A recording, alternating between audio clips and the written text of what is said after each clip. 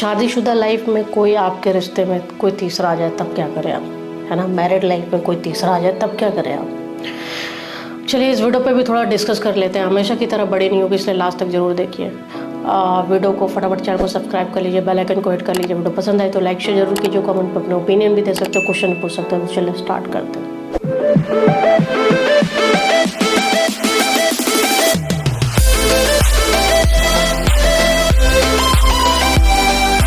जी हाँ, तो टॉपिक सिर्फ इतना है कि कैसे अगर आपकी मैरिड लाइफ में कोई तीसरा आ जाए तो क्या करें। मैरिड लाइफ मतलब शादी होते ही साथ यार फिर वो मरते दम तक का रिश्ता जुड़ जाता है। इंसान की जब शादी होती है, वो जब अपने एंडिंग पॉइंट में जाते हैं तो वहाँ पर वही एक दूसरे के साथ रहते हैं।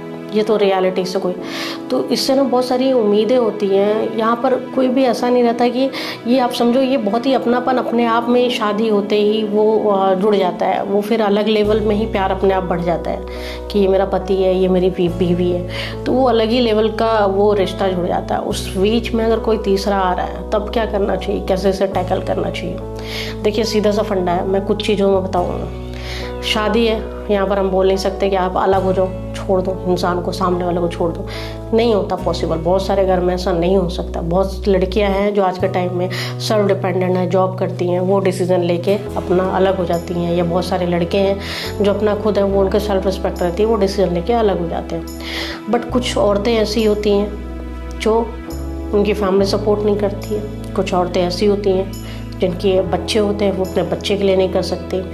कुछ ऐसे हस्बैंड भी होते हैं जो अपने बच्चों के लिए डिसीज़न नहीं लेते हैं। कुछ हस्बैंड भी ऐसे होते हैं जो अपनी फैमिली के लिए चीज़ें स्पॉइल नहीं करना चाहते। तो कहीं ना कहीं इस प्रॉब्लम में फंसने की वजह से सामने वाला फिर भी फ़ायदा उठाता रहता है। हमें पता रहता है कि वो किसी तीसरे से बात कर रहा है, हमें पता है कि उसकी लाइफ में। तब आप क्या करो कि उसे ये इस तरह की वीडियोज़ दिखाओ, एक्स्ट्रा मैरिटल अफेयर, है ना। इसमें ये होगा कि उसे समझाओ। कल को इंसान ब्लैकमेल कर सकता है आपको। कल को इंसान, आप उसको डायरेक्ट मत बोलो, उसको कोई कहानी बताओ कि उसके साथ ऐसा हुआ, फिर उसकी वाइफ को वो इंसान ने। क्योंकि शादी के बाद मुझे नहीं लगता कि बहुत ही कम लोग होते हैं जो सच्चा प्यार करते हैं। बहुत लोगों को कमेंट आएंगे इसमें भी कि नहीं हम सच्चा प्यार करते, सच्चा प्यार करते। सच्चा प्यार होता क्या है? सच्चा प्यार सामने वाले को तकलीफ देना नहीं होता है। सच्चा प्यार सामने वाले की लाइफ स्पॉइल करना नहीं होता। सच्चा प्यार उसकी लाइफ में प्रॉब्लम आ जाएगी इस चीज़ से भी दूर रहता है कि उसको प्रॉब्लम नहीं होनी चाहिए। ये नहीं कि सच्चा प्यार अपनी नीड के लिए आप उससे बराबर से बात करते रहो, उसके टच में रहो, उसको कॉल करते रहो, उसके पति को पता चल जाए, उसकी वाइफ को पता चल जाए, भाड़ में जाए, ठीक है हम तो तुम्हें सच्चा प्यार करते हो, हमेशा करते रहेंगे। ये सच्चा प्यार नहीं होता। सच्चा प्यार आपके पार्टनर को आप दुख देने को सोच भी नहीं सकते हो, उसकी लाइफ में तकलीफ लाने को सोच भी नहीं सकते हो, तो लाना तो बहुत दूर की। तो ये सब चीज़ें आप उसे इनडायरेक्ट बताओ कि ब्लैकमेल हो सकती है, कल को प्रॉब्लम हो सकती है, हम अलग हो जाएंगे तो बच्चे ऐसे सफ़र करेंगे। हम नहीं, मतलब लोग कैसे होते हैं कि उनको इस तरह की कहानी दूसरों का एग्जांपल देके सेट करो कि अगर देखो वो अलग हो जाएंगे तो बच्चों क्या हो जाएंगे, मैं होता तो मैं तो ये अलग हो जाता, या अगर यार मैं ऐसा तुम क्या करती। तो इस तरह से दूसरों का एग्जाम्पल देके आप उन्हें समझा सकते हो, उन्हें इनडायरेक्ट वे बता सकते हो। फिर भी अगर नहीं मान रहे तो आप उन्हें ये कह सकते हो कि मैं तुम्हें एक लास्ट चांस दे रही हूँ या दे रहा हूँ, मैंने तुम्हें देखा है। जब इन सब चीज़ों से ये सलूशन इतने गड़म से ना माने इंसान की वीडियोस दिखा के, किसी और का एग्जांपल देके, तो फिर तीसरे में आप सीधे सीधे बात करो कि ऐसा ऐसा है, मैं लास्ट चांस दे रहा हूँ या लास्ट चांस दे रही हूँ। इस रीज़न से नहीं दे रहा हूँ कि मैं तुम्हारे बिना नहीं रह सकता, या इस रीज़न से नहीं दे रही हूँ कि मैं तुम्हारे बिना नहीं रह सकती। मैं बच्चों के लिए नहीं कर रही हूँ, मैं फैमिली के लिए नहीं कर रही हूँ, मैं इसके लिए नहीं कर रही हूँ। आप उसको बाकायदा पूरा एग्जाम्पल दो, पूरा प्रूफ दो कि मैं इसलिए तुमसे अलग नहीं हो रही, वरना मैं स्टैंड ले सकती हूँ इस चीज़ के लिए। तुम्हारी इमेज ख़राब कर सकती हूँ, तुम्हारा चेहरा नहीं देखना पसंद करो, तुम इस घर में मैं कोई मतलब ना रखो, सब कर सकते हो, लेकिन नहीं सकते। ये आखिरी चांस है, तुम सुधर जाओ। अभी इतना करने के बाद भी इंसान नहीं सुधर रहा है, फिर इतना होने के बाद भी नहीं सुधर रहा है इंसान। क्योंकि यार आप सोचो, लोग कहते हैं कि प्यार हो जाता है, ठीक है, जो आप जिसके साथ शादी करते हो उसका क्या, या जो लड़की है जो बाहर एक्स्ट्रा फैट, जो लड़का तुम्हारे, शादी केवल शादी नहीं होती है, शादी एक रिस्पॉन्सिबिलिटी का भी नाम होता है। आपकी रिस्पॉन्सिबिलिटी बनती है कि आप अपने पार्टनर के साथ लॉयल्टी निभाओ।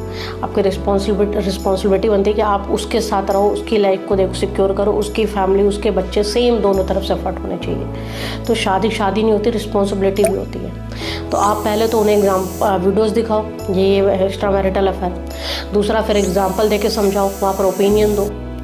तीसरा आप उसे क्या कहते हैं, सीधे 1 to 1 बात करो कि ऐसा ऐसा है, तुम ऐसा ऐसा कर रही हो, तुम ऐसा ऐसा कर रहे हो, ये लास्ट चांस है, मैं इसलिए नहीं एक्शन ले रहा हूँ, मैं आगे चल के एक्शन ले सकता हूँ, this is your last chance, this is your last chance. सीधे सीधे सी बातें साफ साफ क्लियर कर दो।